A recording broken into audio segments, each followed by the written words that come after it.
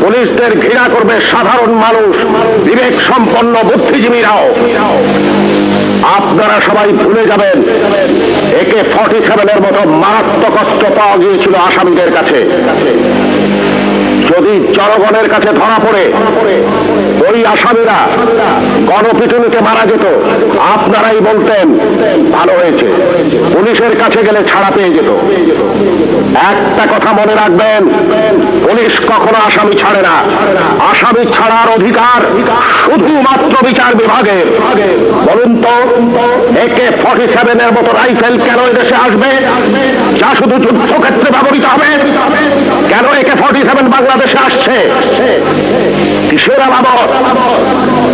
9 shooter বন্দুক কেন টিসিবির মাধ্যমে হাজার হাজার বন্দুক সাধারণ মানুষের হাতে তুলে দেওয়া হচ্ছে?